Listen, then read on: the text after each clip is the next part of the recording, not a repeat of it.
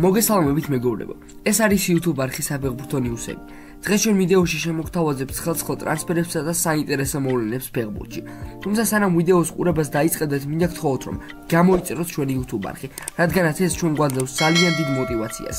ჩართოთ ზარის ღილაკი, რათა არ გამორჩეთ ჩვენი ვიდეოები. მოიწონოთ ვიდეო და აუცილებლად გაგვიზიარეთ თქვენი აზრი მომხდარ მოვლენებთან დაკავშირებით კომენტარებში. ახლა კი დავიწყოთ.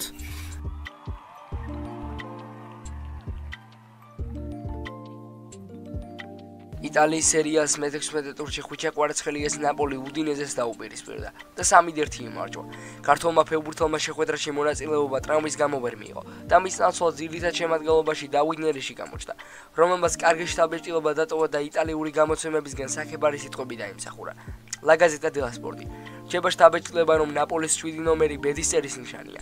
ეზელი კლუბს იმ სწორად ეს ნომერი აირჩია, როცა ნაპოლიში გადმოვიდა და სერიას მოჯადოება სწორედ უდინეზესთან დაიწყო. წინასწარ იყო განსაზღვრული, რომ დავით ნერეში ნაპოლიზე გავლენას მოახდენდა. კვარა და პოლიტანო ხელშეუხებლები აღარ არიან. ტუმატიანო. დავით ნერეშის წყალობით კვარა არ მოგვენატრა. უდინეზესთან გამარჯვებით ნაპოლიმ ლამაზი ფეხბურთი დაიბრუნა. კორიგალა დელ მოზიკანო.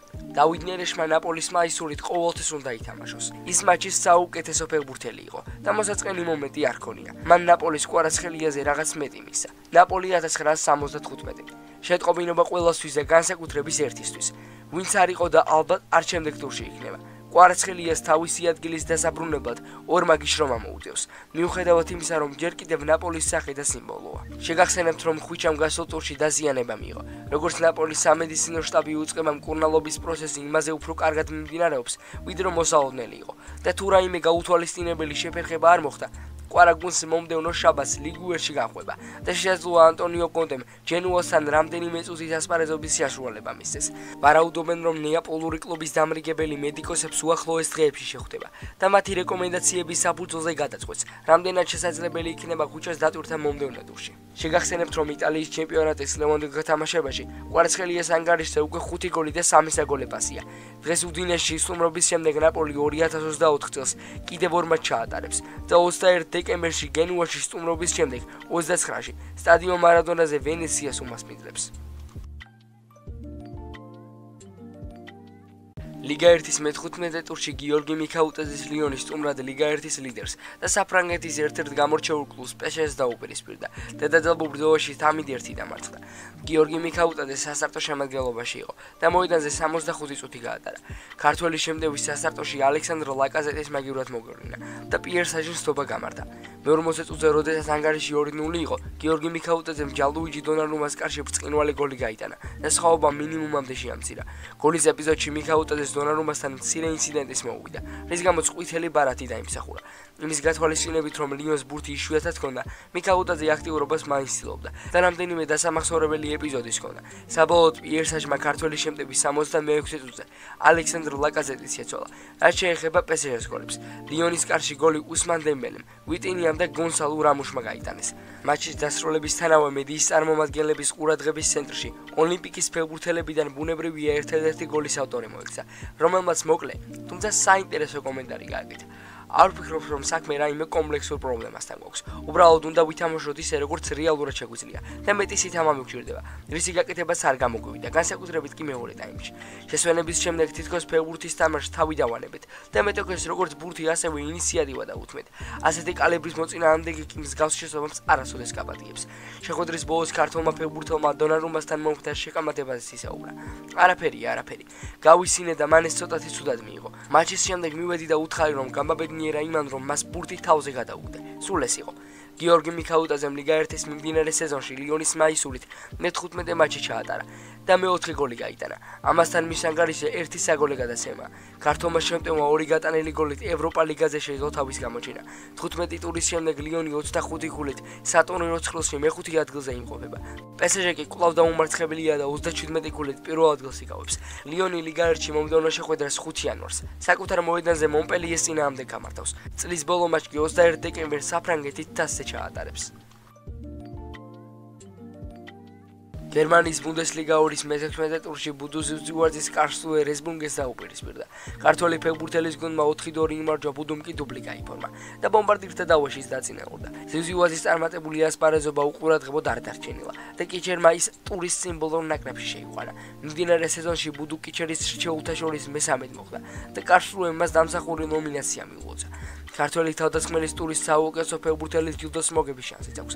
ბუნდესლიგა 2-ის ოფიციალურ ვებგვერდზე გამოკითხვა მიმდინარეობს და ზიუზიუაზის გარდა პრიზის დასაკუთრების შანსი ტორგე პაეტოვს, ფლორიან კასტრემანს, კილიან კორედორს, დემინომ დაუენსა და ფინის ასნის აქვთ.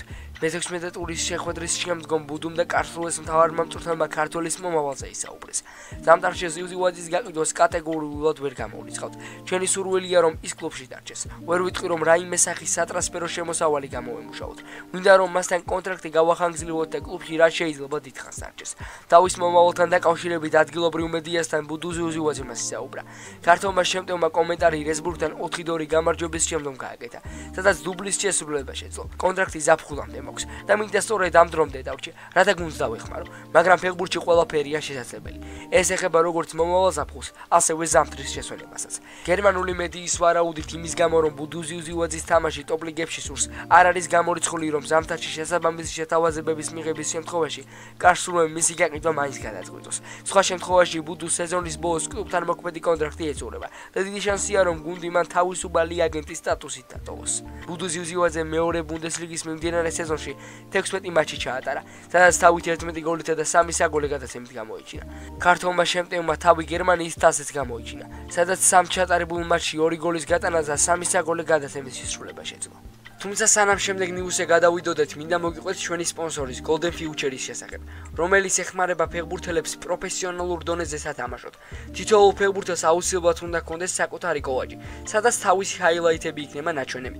Golden Future-ი კი დაგიმზადეთ პროფესიონალურ დონეზე დამონტაჟებულ ვიდეოსა და თქვენ პირად საინფორმაციო ფოტოს მსგავს სტილში.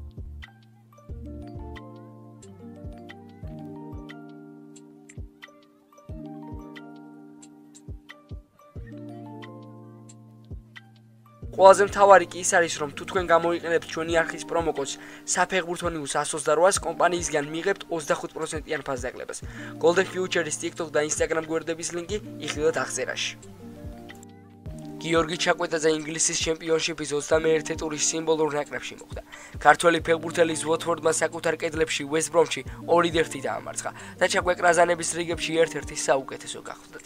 სომმა სტატიკურმა სააგენტომ სოფასკორმა ჩაკვეტაძის თამაში 8 გოლით შეაფასა და გიორგის ტურის საუკეთესო ფეხბურთელს შორის დაასახელა. მის გარდა სიმბოლურ ნაკრებში ვოტფორდის კიდევ ერთი წარმომადგენელი მოხვდა, ბაგუნ ისიპიოი, რომელმაც West Bromsთან დუბლი გაიფორმა. სოფასკორის გარდა ჩაკვე ტოპ 11-ში EFL სტატმაც შეიყვანა და მის ვერსიაში ვოტფორდის ორი ფეხბურთელი, ქართველი ნახევარმცველი და ზემოთხსენებული ბაიო შევიდა. აღნიშნული მატჩის შემდგომ ვოტფორდის მთავარმა მწვრთნელმა ტოპ ქელევერიმ შეხვედრა შეაფასა და ჩაკვეტაძეზე ისაუბრა. მოხარული ვარ გუნდის გაბედული თამაშის. ფეხბურთელები მოედანზე ერთმანეთს ბრწყინვალად უგებდნენ. იმის მიუხედავად, რომ ფურცელზე ჩვენი გუნდი საკმაოდ ახალგაზრდული და შემტევი იყო. პოზიციებს შორის ბალანსი კარგად იყო დაცული. ვიცოდით, რომ წინ რთული მეტოქე გვედგა, რადგან მათ 12 მატჩიანი წაუგებელი სერია ჰქონდათ.